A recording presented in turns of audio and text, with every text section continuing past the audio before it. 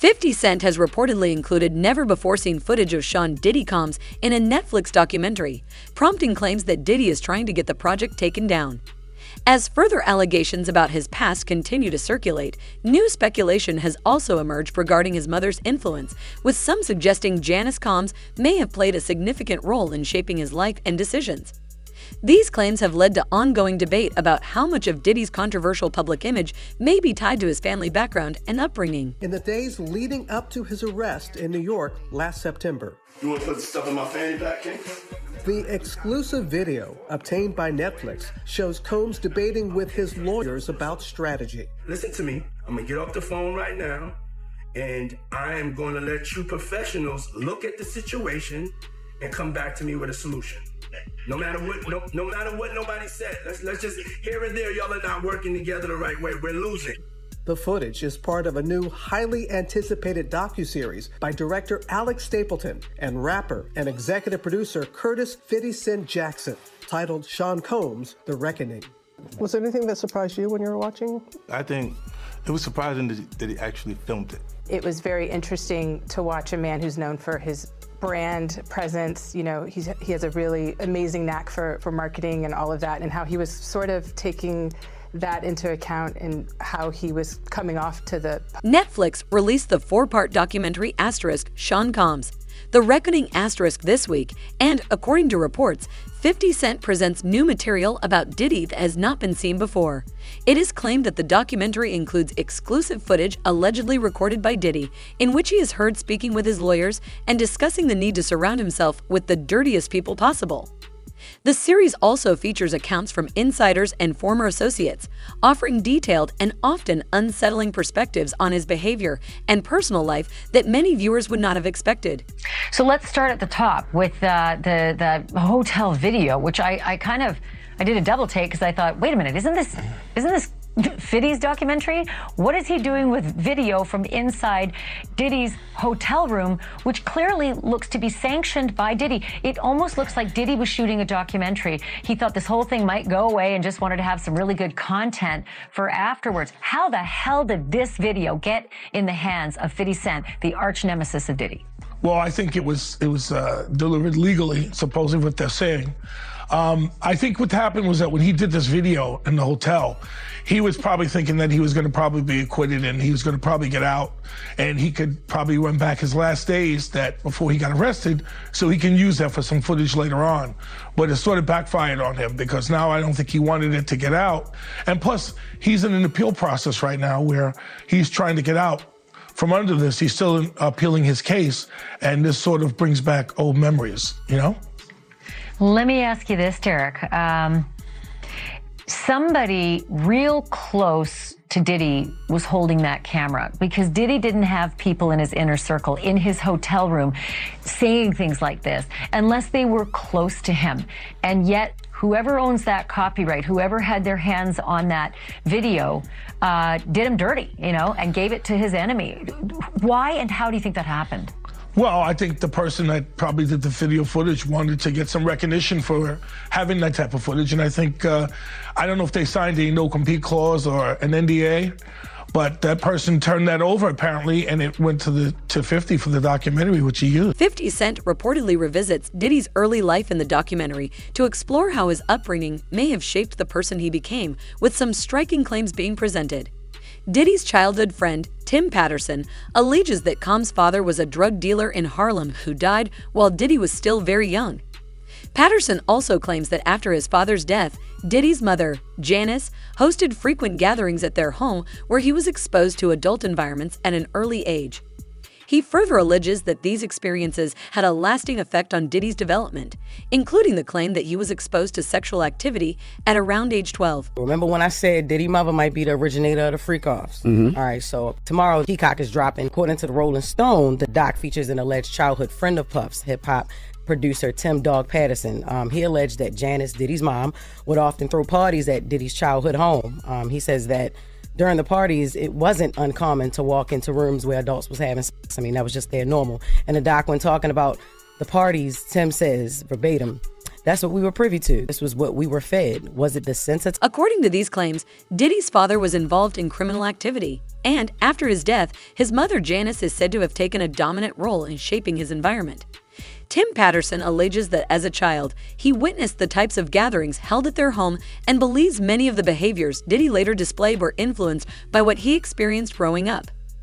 He described a setup in the living room where children were encouraged to perform during parties, and further claimed that Janice could be physically abusive toward Diddy, alleging that she would sometimes beat him while under the influence of drugs. You got to realize that, he didn't get all this from his daddy because he didn't know his daddy, even though they try to say his daddy was some big time drug dealer in the whole 9 yards. You understand? He didn't get this from his daddy. You got to realize, man, his mother had a modeling agency, and it was alleged that it was also Ladies of the Night, a prostitution ring too. Or these ladies was doing things other than modeling. So the apple don't fall far from the tree. Yeah. So now you got to understand this, and looking at her and some of the stuff that he was saying, and their relationship has changed since I knew them, since I was around them. You understand? This man was talking about that his mother could take her palms and bend over and put them down on the floor. Not bend over, but she could stand straight up and put her palms on the floor, bruh. He's saying that about his mother. Who describes any of their mother actions like that in a sexual way? And then, I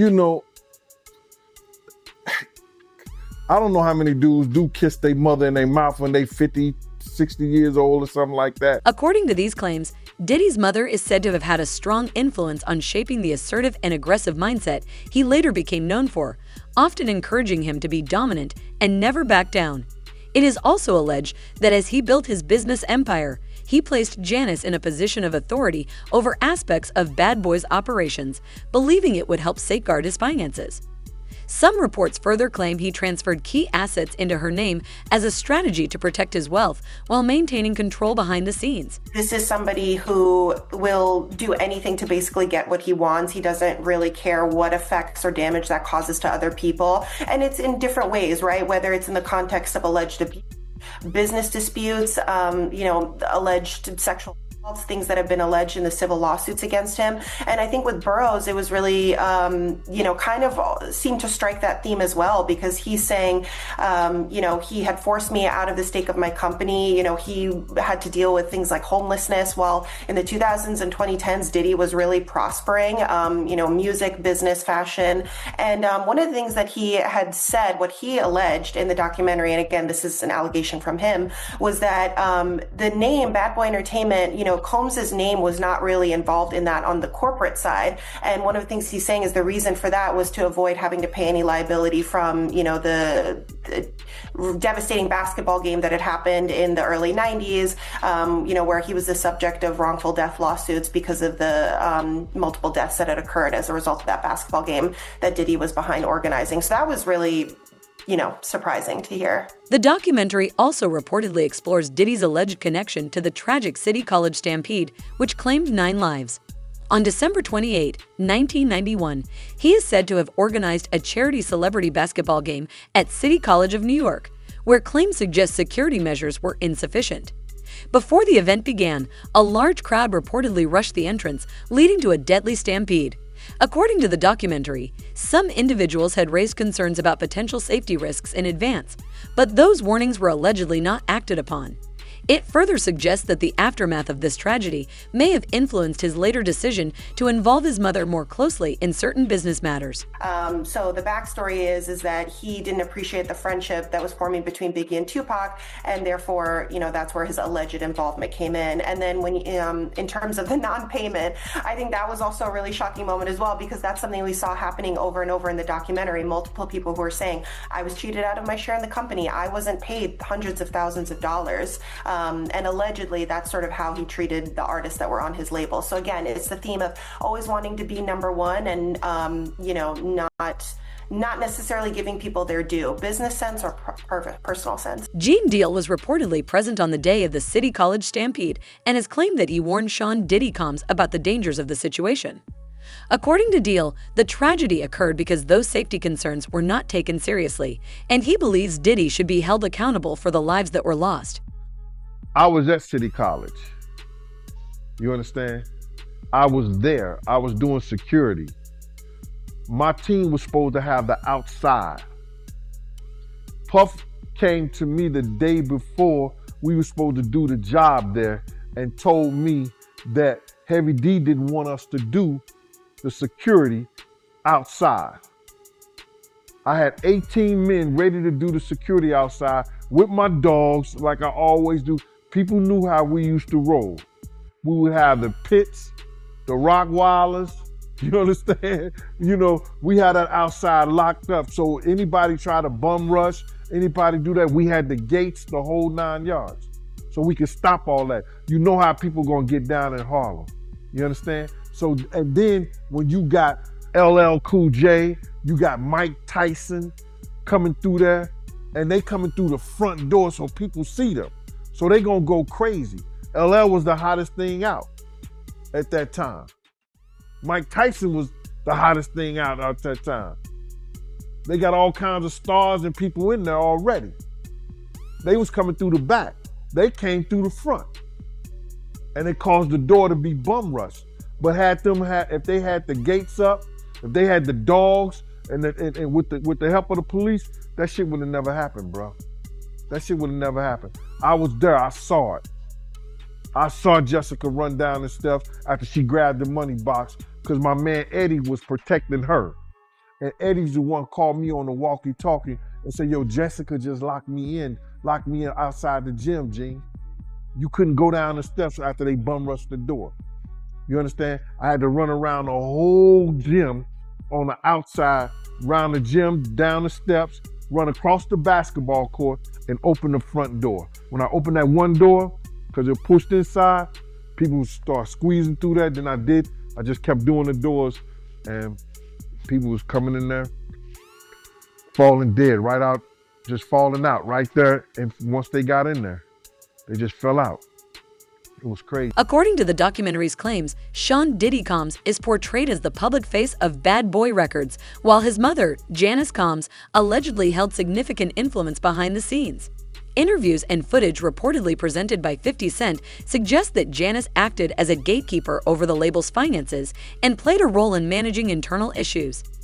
Insiders further claim that Diddy transferred key documents and assets to her, not solely out of loyalty, but as a calculated effort to protect his wealth and maintain a level of distance from potential legal exposure. She is Bad Boy. You think it's Diddy, it's Janice Combs. Janice Combs is Bad Boy. Man, you don't actually sign to Diddy. His name is on a dotted line, but you actually sign it to Janice Combs. Did he ever tell you why that is, or do you understand? Now that I'm older, I know exactly what it is. It's a paper trail, so nothing can come bite me. If you come for me, you ain't coming for me. I ain't got nothing. You going to my mama. Good luck with that. After his father's death, claims suggest that Sean Diddy Combs was told by his mother, Janice Combs, that he was now the man of the house, a message some believe may have shaped his mindset. Reports from certain childhood associates have also raised controversial allegations about the nature of their relationship, while Gene Deal claimed he suspected there was more to their bond than people realized. Additional claims suggest that Janice was aware of Diddy's private party lifestyle, as she was allegedly present at various events, with some accusing her of influencing behaviors he later became known for. But why you believe she knew about the freakos? Because one of the witnesses said she was there. And do you remember this, bro?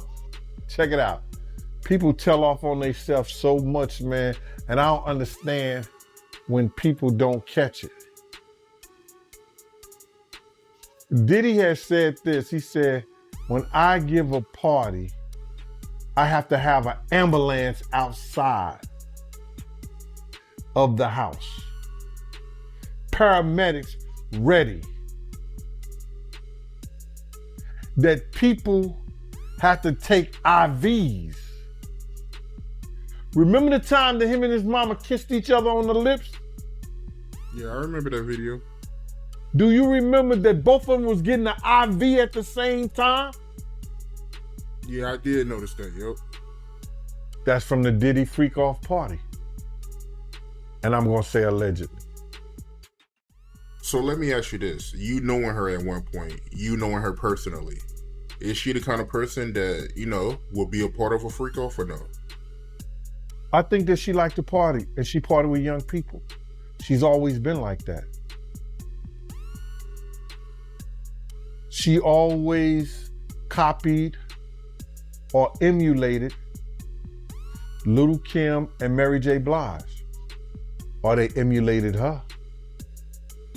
The blonde hair, the nails, the high boots, the age-appropriate, inappropriate clothing. The documentary also reportedly delves into more serious allegations, suggesting that Sean Diddy Combs may have had connections to the deaths of Tupac Shakur and the Notorious B.I.G, two of hip-hop's most iconic figures. It includes interviews with detectives who worked on Tupac's case, who allegedly claimed there was notable evidence pointing in Diddy's direction. However, these accounts also suggest that prosecutors were unable to pursue charges, as individuals who might have been involved or had knowledge were reportedly too afraid to come forward or testify. Let me ask you this. I get it. When you have a case that's 5 years old, it's hard to get overwhelming evidence that meets the burden of proof beyond a reasonable doubt. When you have cases this old, no matter what Fiddy has found out and put in this documentary, do you see it at all ever possible that Diddy could be involved in a murder trial when it comes to Biggie and Tupac? It could be possible, yes. However, like I said, they need a lot of corroboration to make that stick, because it's really alleged right now as to his involvement. It's not anything that's substantial or concrete that he was involved. It's personally from people talking about it and saying this is what happened. You need some more information to come forward to prove that. After Tupac Shakur's death, the documentary alleges that Sean Diddy Combs pressured the Notorious B.I.G to travel to Los Angeles instead of going to London as originally planned. According to these claims, Biggie reportedly had concerns about going to LA and feared something might happen, but was persuaded to go anyway. It is further alleged that Diddy encouraged him to stay in the city and attend a party, after which Biggie was fatally shot. Following Biggie's death, Diddy went on to become one of the most influential figures in hip-hop and a powerful music executive in the United States. That Puffy did with Fat Joe, where he was talking about Biggie in his last moments in LA, and he told Fat Joe that he didn't want to go to LA, he actually wanted to go to London. But Biggie, he was the one that wanted to go to LA, and he was the one that was pushing to go to LA. That's not true. My name is Kirk Burrows. I ran Bad Boy Entertainment. I helped co-found it. I created the company with him. I raised from general manager to president. And at that time, I put all of those business plans together.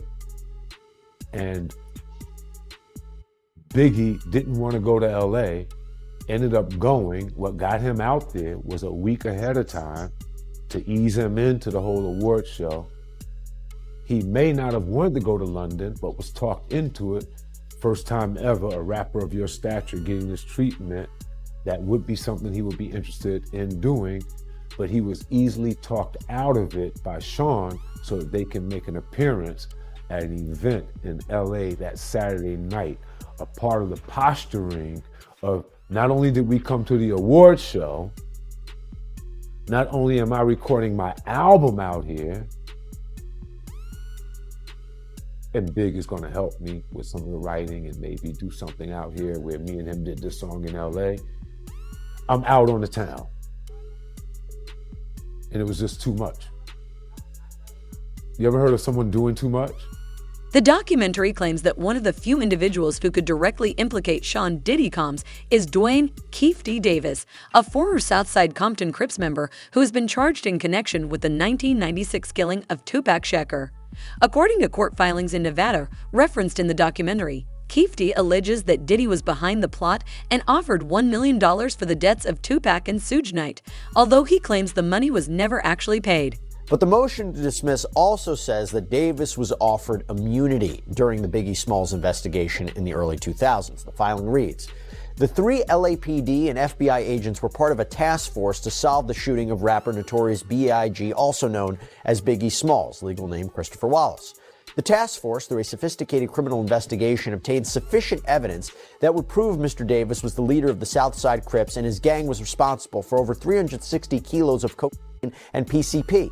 Mr. Davis provided 3 interviews to obtain immunity from prosecution. The final interview were solely questions regarding the Tupac Shakur in which Mr. Davis was also provided immunity from prosecution. So during a December 2008 interview with investigators, that is when Davis allegedly started to spill the beans about his one-time friend, Sean Combs, who he refers to as Puffy. He claims Sean Puffy Combs solicited Mr. Davis to Suge Knight and Tupac Shakur for $1 million. Eric Zip Martin, an associate of Puffy Combs, provided Mr. Davis with a gun to exact revenge on Tupac Shakur for the beating Mr. Anderson received. Now, Davis reportedly told the investigators that even though the job had been partially completed and Shakur was killed, neither he nor Anderson ever got paid.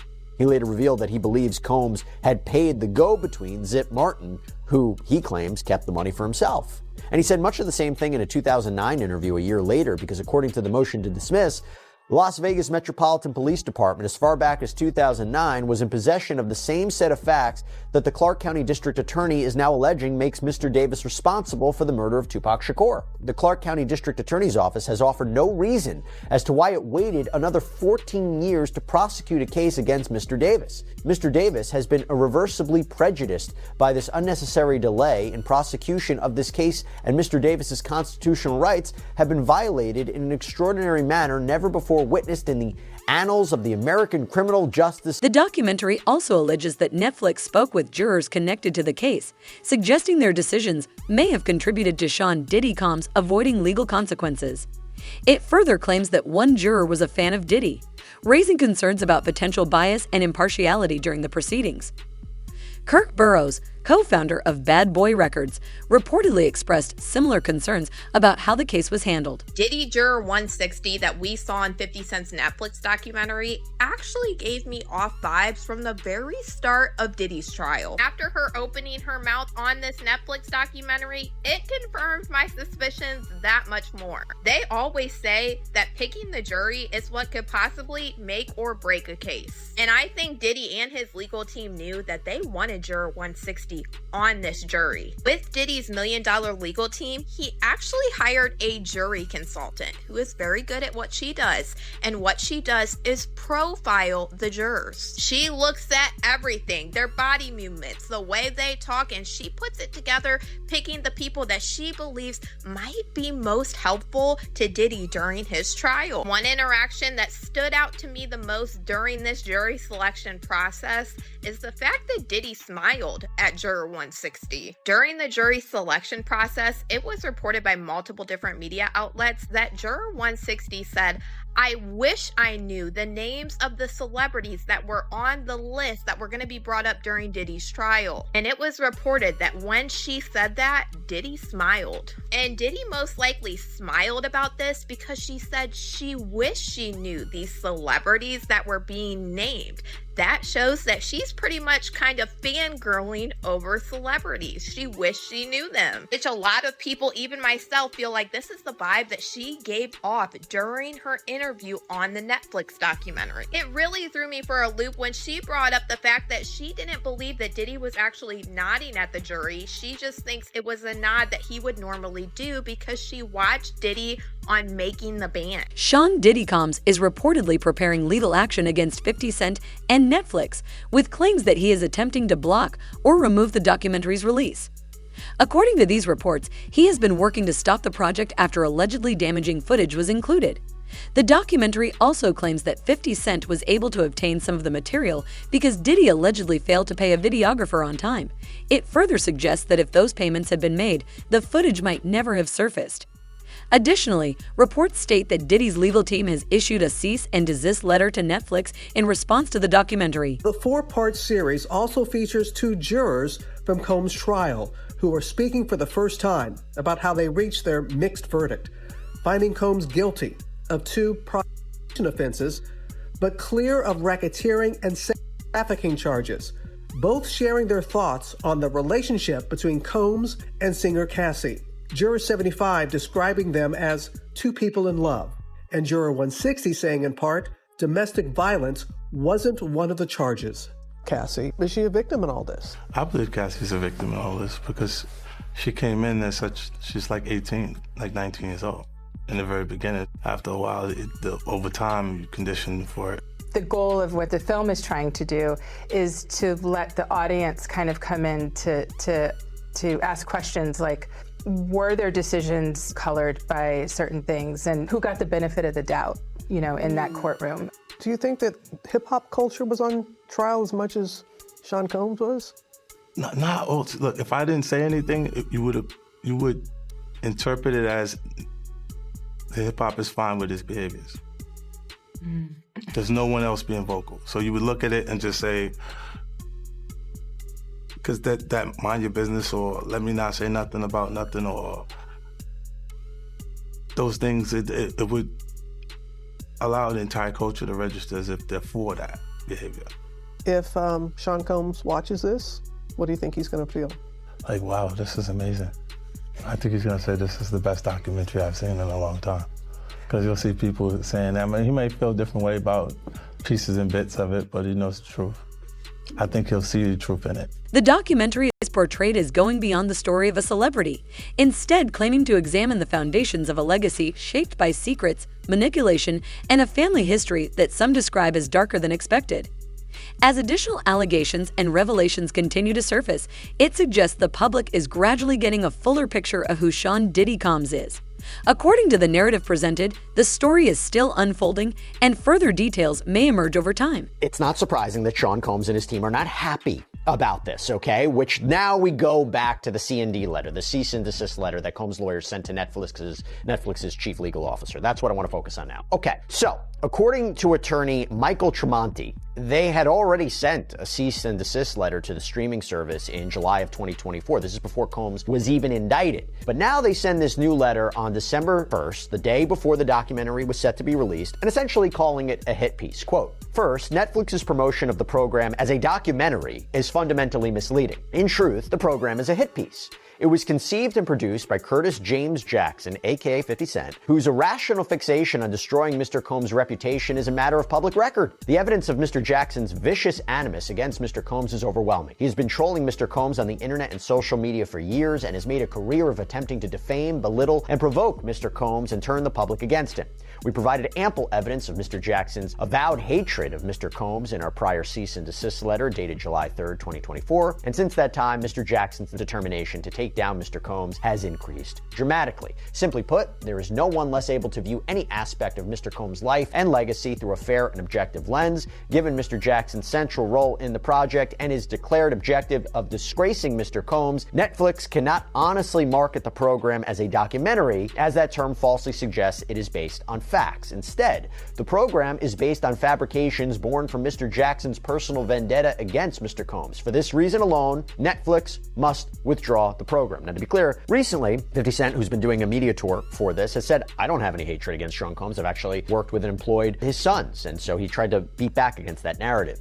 Now, according to Tremonti, Netflix had actually been in talks with Combs to make a show about him before the sudden cratering of his career. Quote, in or about 2023, CEO Ted Sarandos proposed that Netflix produce a documentary about Mr. Combs. However, Mr. Combs rejected the proposal when Mr. Sarandos insisted he give up creative control. Thus, the choice of Mr. Jackson to produce the program was Netflix's vindictive response to that rejection, an attempt by Netflix and Mr. Sarandos to ensure a one-sided character assassination rather than a balanced and accurate portrayal.